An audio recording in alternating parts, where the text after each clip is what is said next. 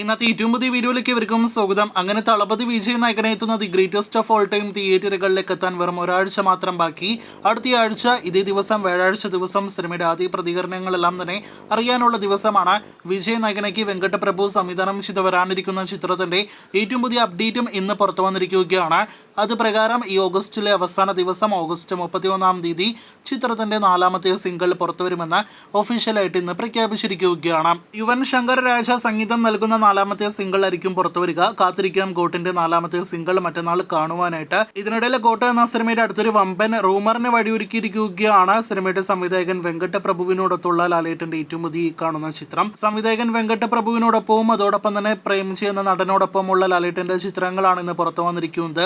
ചിത്രത്തിന് താഴെ ഗോട്ട് എന്ന സിനിമയുടെ ഒഫീഷ്യൽ പേജ് കമന്റ് ഇട്ടത് ഗോട്ട് എന്ന സിനിമയിൽ ലാലേട്ടൻ ഉണ്ടാക്കാനുള്ള സാധ്യതകൾ മുൻനിർത്തിയുള്ള റൂമേഴ്സിന് വഴിയൊരുക്കിയിരിക്കുകയാണ്.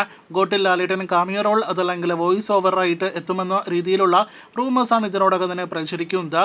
എന്നാൽ ഗോട്ടിൽ ലാലേട്ടൻ കാമിയോ റോളിലില്ല. അതല്ലാതെ മറ്റേതെങ്കിലും സ്ഥാനത്ത് വോയിസ് ഓവർ ഉൾപ്പെടെയുള്ള പലവിധ മേഖലകളിലെ ലാലേട്ടൻ ഉണ്ടോ എന്നത് അടുത്ത ദിവസങ്ങളിൽ തന്നെ അറിയാം. ഇതിനിടയിൽ മലയാളത്തിൽ ഈ വർഷത്തിലെ വലിയ വിജയം നേടിയെടുത്ത സിനിമകളിൽ ഒന്നായ ആടുജീവിതം എന്ന സിനിമയുടെ സക്സസ് സെലിബ്രേഷൻ ഇന്നലെ നടന്നിരിക്കുകയാണ്.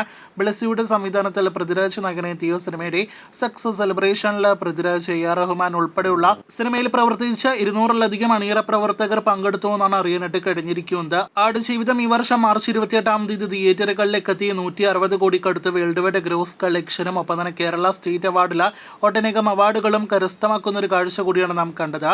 ഇതിനിടയിൽ പൃഥ്വിരാജിന്റെ വരാനിരിക്കുന്ന സിനിമകളിൽ ഒന്ന് മേപ്പടിയാൻ എന്ന സിനിമയുടെ സംവിധായകൻ വിഷ്ണു മോഹൻ സംവിധാനം ചെയ്യുമെന്ന് പൃഥ്വിരാജ് തന്നെ പ്രഖ്യാപിച്ചിരിക്കുകയാണ്.